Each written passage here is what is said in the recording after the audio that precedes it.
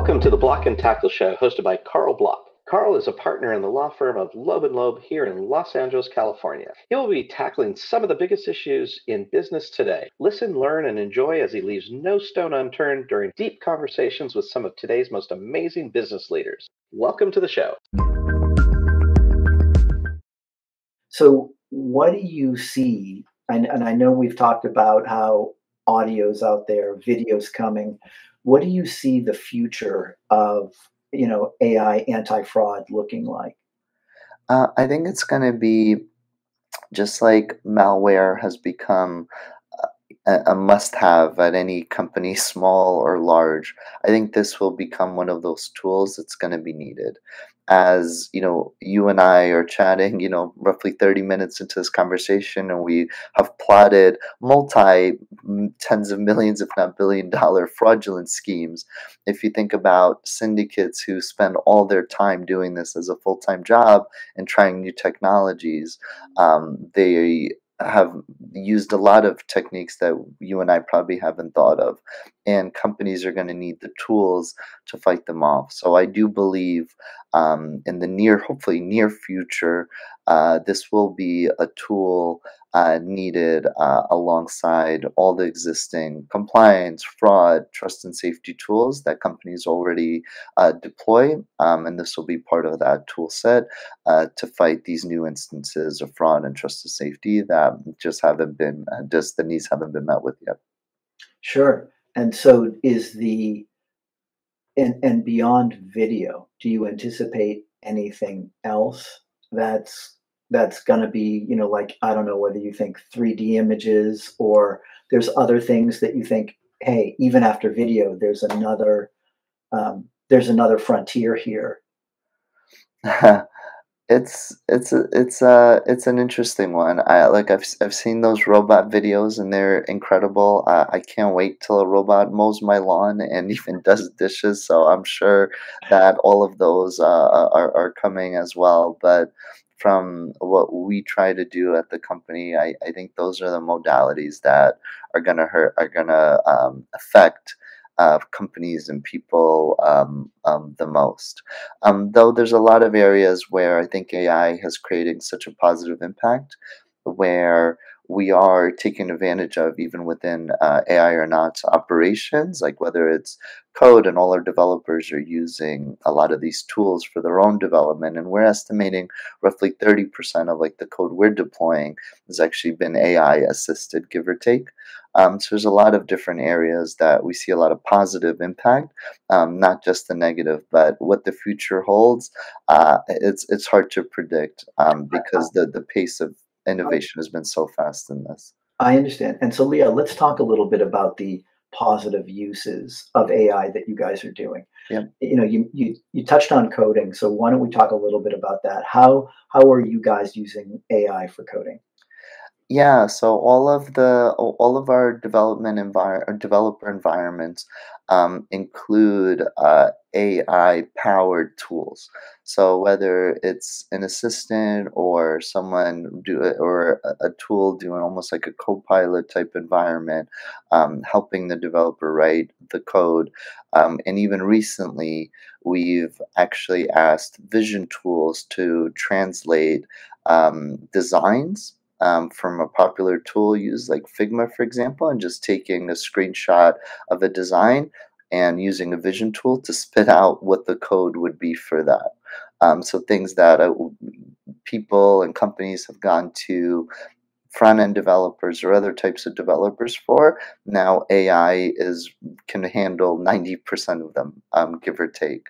So that's one area. Another area I find myself using more and more so, and as a active lawyer, Carl, I'm sure you'd appreciate, I have ChatGPT translate legal documents to me all the time and like explain this to me like I'm an eighth grader, in like bullet points. And I ask that all the time for legal documents. I still rely heavily on my counsel, but as for explanations, I find myself using that a lot, almost on a daily basis, whether it's contracts, investor terms, etc. So those are two areas that we probably use AI the most in with the generative AI within even our own company. Okay, so I'm sitting here having an existential crisis moment right now, telling me that you're displacing lawyers, and but I am heartened to know that you actually use counsel for legal advice. You probably, this may sound incredibly self-serving, but we've seen clients get into trouble relying on Chat GPT or other AI, data programs, and occasionally, even if we use them, we have to cross check so much. It's quite tedious, and often they'll cite to things that either don't exist or they misstate or mislead. But like you said, you check with your counsel, and I guess I could understand as long as it's accurate. If it takes our very technical language and puts it into simple English, but of course it could be wrong. So that's my plug for all lawyers and why you should be careful about being overly reliant on AI for that. But and we've talked about code, and what about the data analytics aspect of it that you use in your business? How about that? Yeah, that's and for the record, Carl, I use it just to translate convoluted legal language for me that when I read three times, I'm still not sure what's going on You in know it. something that when we say "Have a nice day," it's complicated. So that's basically everything. So Yeah, exactly. So I'll even give you the prompt. Explain this legal document in bullet points with an eighth grade reading language, and that's right at where I can understand it. But anyways, on the data analytics, we have used very large like CSV files with hundreds of thousands of data points. I'll give you the exact example. So one is we've used it for logging of our service. If there's any things that we might not be catching or any patterns, if there's error rates or any kind of responses, and we've used it for that. One that I found the most useful is we've actually downloaded a CSV file of our entire email list and put it into an AI tool and asked it, hey, provide an analytics on this. Like, where could these people be coming from? Based on like the non-consumer emails, any trends? Are you seeing any trends for the types of companies that are signing up for our tools? And I found those analytics to be quite amazing because from trying to do this trying to do this manually would have taken a very, very, very long time because it's unstructured. You're not really sure a lot of what the things mean if you've ever like downloaded an email list like from one of your email tools and what all the fields mean. But ChatGPT and we've used others who connect to the internet. We're able to provide quite amazing analytics in a really quick amount of time that was super useful for me and for a lot of our strategies. So those are two of the things that we've used it for. That would have been a lot harder to do manually. do you use it in terms of data analytics for fraud trends that you're seeing, or do you analyze news reports or other publications or people speaking about new kinds of things that you're seeing? No, but that was a really good idea, Carl. Noted. I will. We've only used it on internal data. So like the marketing one, because I'm like we should probably do something with this, but I'm not sure. And I asked like AI tools, like, what do you think? Provide me some insights. So I was able to do so. Did the same thing with logging, and we've used it for other data sets that we've had. Again, relatively speaking, they're pretty large in the hundreds of thousands of rows, and it was able to compile like less than a minute time, provide insights right back to you with how much work. So quite incredible for what you get back. And by the way, don't get me wrong. I don't minimize the analytics that every business needs to know who their customers are and how you're getting business For and sure. what like. So I mean, I didn't mean to suggest that that's not an exciting thing. That's critical for so many businesses. Yeah. No, no, I completely understood. Some areas, like again, probably just haven't realized what the capabilities of what I'm sure I'll speak for myself, but I'm sure this is the case for a lot of us who have just started using these tools, and I'm pretty sure we're all just scratching the surface of what's possible. I hear you. It's hard to think of every possibility, and getting back to the point we were talking about earlier in the KYC context, Yep. we're just humans, and quite often we base our predictions on experiences that we know, and obviously with technology, it's like millions of humans in an AI program. Okay, so we've teased the audience about what we should talk about now. I guess it's 2024, and we're in May. And a funny thing is going to happen in November of 2024. Maybe some people will say sad, depends on their perspective. And all of this stuff about elections, it's certainly been brewing. Okay, it started to brew a little bit in 2016. We heard a little bit more in each set of elections. Um, there are certainly people who are actors, some within the country, but quite a few outside of the country, who are very expert at getting onto various social media platforms, generating doctored images of newscasts or meetings. But we keep rolling forward, and the technology gets better, and the opportunities to put information out there get better.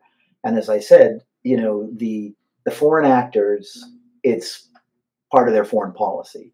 Historically, in the U.S., we've been a little late to the game, but now here we are in 2024. What are you worried about? What are the kinds of things that you're thinking? This is not going to be good, and how are we going to catch up and deal with it? Yeah. Thanks for bringing this up. It's my concerns are already what I'm hearing from other countries, other organizations from outside the U.S. who have already had elections, and the things that they've already said to me. It's all a preview, if not more, of what's to come for our election cycle. And I'll give you some examples. Doctored images, combining AI generated with parts real that makes it look incredibly realistic of candidates. Fake audio files. This has already happened. It was a very sad case actually in Baltimore of a colleague of a superintendent creating a fake audio file of them saying something really terrible, and he's trying to use that to get someone fired. So you're going to get fake audio recordings of candidates. And then video. The only reason we haven't seen a lot of fake video yet is because the quality is still kind of like, oh, you can kind of tell. But by November, you never know. You never know. And personal belief, I think, and I'm saying this as a positive way, I think a lot of the generative AI companies are probably holding back some of the technology to not have it used for election season. And I think that they know what it'll be used for. And I frankly think that they're probably holding some of it back when it comes to audio, video, and putting some restrictions on the image side. So those are some of the things I'm already hearing. I've already heard from clients and news outlets from other countries who have already experienced elections, and there's about 40 total in 2024. And then in 2016, if you look back at some of the misinformation campaigns that were done then, and I'm speaking about this apolitically, so please don't confuse with anything I say with anything other than that. It's going to look like a joke of what's to come in 2024. Like 2016, it was cardboard cutouts and like kind of goofy, pictures of like fire in the background and all of that, if you look back of what that was. While this year, it's going to be things that you won't be able to tell real from fake. and that can have detrimental effects on the electoral process. And I'll give one more example on this. Um, that image of Kate from the royal family that proved to be Photoshop, that made its rounds around media for about 48 hours before, they started taking it back, and they determined it wasn't a real image. 48 hours in an election cycle can move an entire election.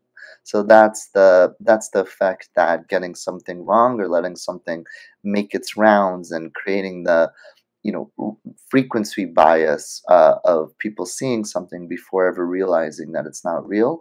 And those are all real concerns that we should all have as believers in our democratic system, before letting AI generated content be used both domestically and internationally for whatever reason to try to sway an election one way or another. So, by the way, when you spoke about, video being the next frontier, I think, yes, I'm sure that'll be true. But as you know, you could do a lot of damage just with an image of one politician shaking hands with somebody who's nefarious. Just an image and an audio between the two of them and what's said, and that's already pretty scary. From your experience and from what you've heard, have are you aware of whether it actually affected the outcome of any of the elections that you had been following? Um, no, I'm not. Maybe it all kind of canceled each other out, as both sides or multiple sides were aggressive in other countries. But no, I never, I don't think anyone was able to come to those conclusions. But all the things that you mentioned about fake audio files or someone dealing with someone else and it's not being real. And again, we're already seeing snippets of this in the United States, like that example from a Baltimore superintendent is a really prime one, and you'll expect to see more and more. And again, the materials that a lot of the candidates are putting out there that's real makes it kind of easy to do this and just take it up another level. I understand, and the the idea that the way to respond to fraudulent videos or fraudulent audio or fraudulent images is to generate your own. Yeah. And that's what you do. Obviously means you get a very cynical electorate who doesn't know what to believe. And I'm sure that there's people who, if they really don't like the institutions of a particular country and it's in their interest, it's in their own interest to destroy people's confidence in elections or governments or whatever. It's scary. And since we're constantly playing catch up in this area, and the malicious ways that this can be used, they're winning the race, and we're trying to catch up. Yep. Well, it's kind of a scary thing, and I'm sure that people who run campaigns are thinking about this. I'm sure that whatever alternatives besides putting out your own phony videos, phony audios, whatever other alternatives, I'm sure they're thinking about in terms of reaction. And I guess the hope is for some of them, and I'm just guessing, that when somebody does this, if that the people who make these aren't really good enough to put out plausible information. Yeah. And, like a meeting, having a presidential candidate meeting with somebody when one person was in one part of the country and the other one was in the other part of the country. Hey, wait a minute. Are there things we could come up with many examples of how to fact check an audio or an image. I'm not sure we want to do that and start doing Yep. our own detective law enforcement type examples here for how people can test the veracity of these things. But it's scary. It's very, very scary. And, for hundreds of years, if people were less than candid in something that was presented, people were used to dealing it. They would debate. They would have, countervailing newspaper articles, things like that. They'd have TV shows. Obviously, we're getting to a point where some of this stuff is just going to happen so fast. It's not going to be easy to correct. Not without more technology. I would agree with you there, Carl. Yep, I would agree with you there.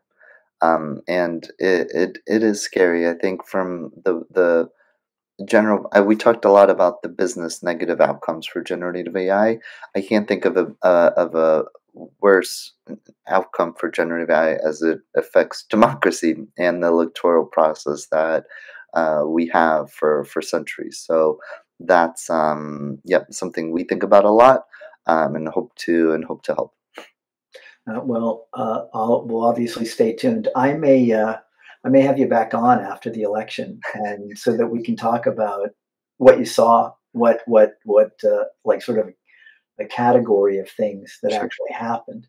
So I totally understand. On a we've talked about video stuff and how good videos are going to be. I don't know. I with apologies to people in the entertainment business. I'm sure that's scary for a lot of actors. For talent and stuff. And I know it's hard for you to pin down any sort of timeline, but do you see a time in the near future where we'll be able to make movies? Studios will be able to make movies without talent in them, but it looks so realistic. You can't tell. Uh, I think it's gonna be sooner than we think. I'll give a prime example about someone much smarter than me, Tyler Perry, who was gonna open up. This is public. I think he said it was about $180 million studio that he canceled, and he cited generative AI because it's like, I'm not investing $180 million into new video studio when I'm going to use generative AI for this. And so it's already happening. I think the first to go is going to be actually voice talent. So, say a famous actor whose voice gets used, like lose Chris Pratt. Chris Pratt, he's in a lot of my kids' movies. So it's clearly not his face, but you can tell his voice.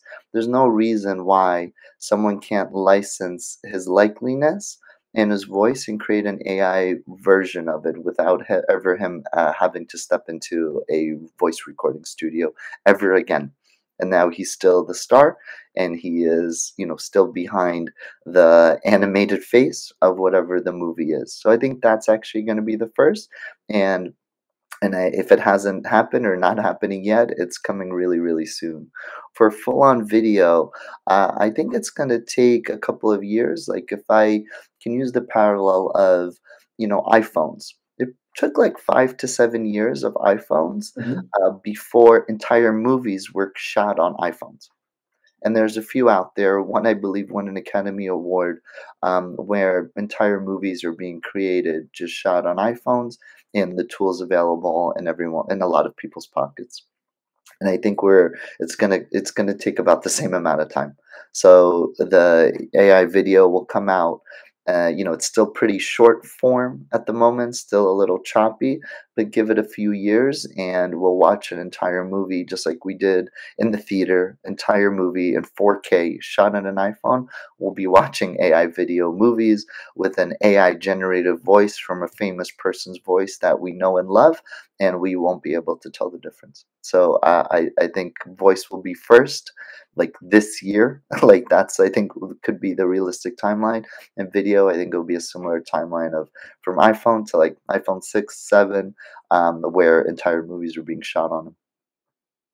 And it's probably beyond the scope of this podcast to take a deep dive, but I just can't imagine what it's like for all these film schools and all these people who Mm. have grown up, being experts in cinematography and acting coaching, and it's crazy. Yeah. So I think it'll take creativity.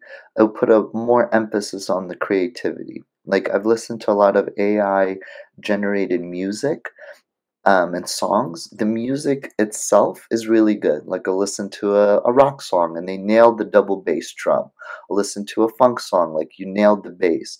But the lyrics themselves, like, they're not as good as some of our favorite artists in these genres.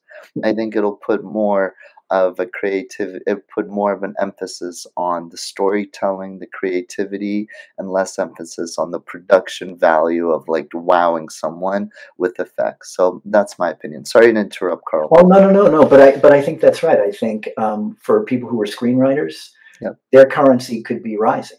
As absolutely. the production side falls, and I get it. And I think a lot of people who talk about AI, since the crux of it is really data in most aspects of it, the data is only as good as, and the analysis is only as good as the data they use.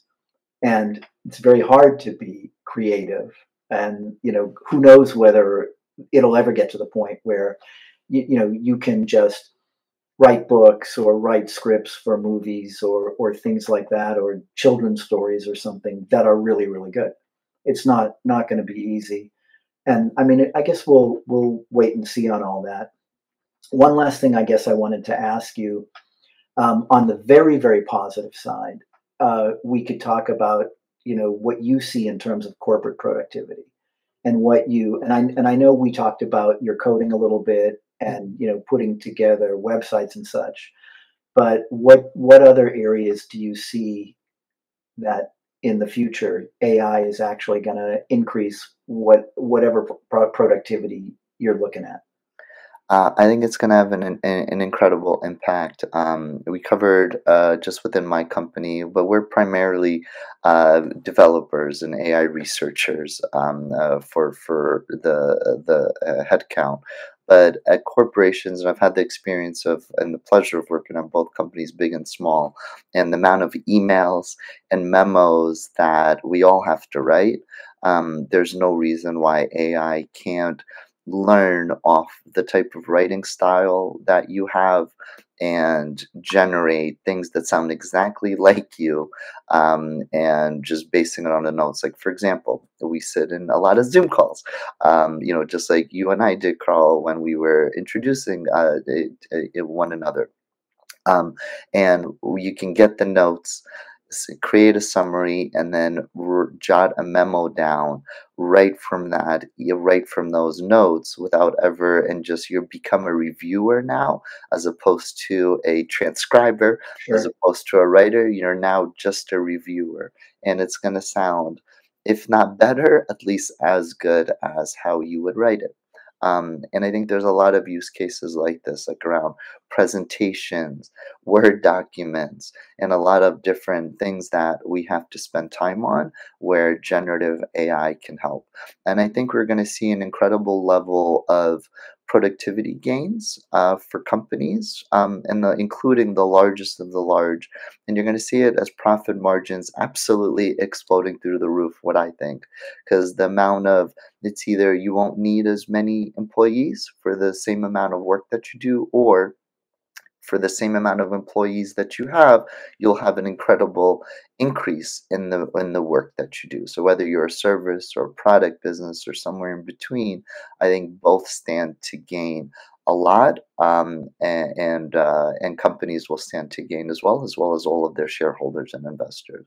So I think that's the world that we're just starting to enter, but we're already seeing it in some of the investor reports and some of the investor presentations of publicly traded companies already citing it for productivity gains. And I think we will again keep seeing this over the next 1, 3, 5, even 10 years of the increases and such. So I think we're in for an incredible ride, both individually, but also for our respective employers as well. Yeah, I see that, and I think that from what I've seen, and in my discussions with others in the area, I don't see a wholesale, termination of employees and not hiring employees. I do see the far more likely case. I mean, there's some industries where employment jobs may be lost, but in many industries, it's just going to be about making employees more efficient and more productive, or production, manufacturing more effective without increasing cost. Yeah. And that will ultimately also benefit consumers too. So there's a lot positive that could be done here. I agree with you. I think the same sentiment that I had for Hollywood, where creativity, there will be more of an emphasis and more value placed in creativity. I think the same exact thing for corporations as well. Like, for example, even in our coding example within our company, we still needed to put the designs together. We still needed the creativity for like how something will look, though the coding itself now is AI assisted. What it has to do and when the creativity behind it and the designer that we hired to do so, like that was not AI assisted. So I think there's a lot of other examples, I'm sure, in whatever field your audience is in, where the creativity portion of their jobs will have more emphasis and more value on, while the more mundane parts will be AI assisted and allow for incredible productivity gains. All right. Well, listen, I really enjoyed having you on. And as I said, I may have to have you come back after the election, but I think my audience is going to like this, and you've been a great guest. So thanks very much for coming. Thank you so much for having me, Carl. And for the audience, don't forget, if you have questions about the show, you can reach me at Carl with a K at blockandtackleshow.com. The and is A-N-D. There's not an ampersand, but it's Carl at blockandtackleshow.com. Thanks so much, everybody, for tuning in. Thanks for tuning in. If you want more info on the show, please visit blockandtackleshow.com. And you can also email me at carl at blockandtackleshow.com. Thanks for tuning in.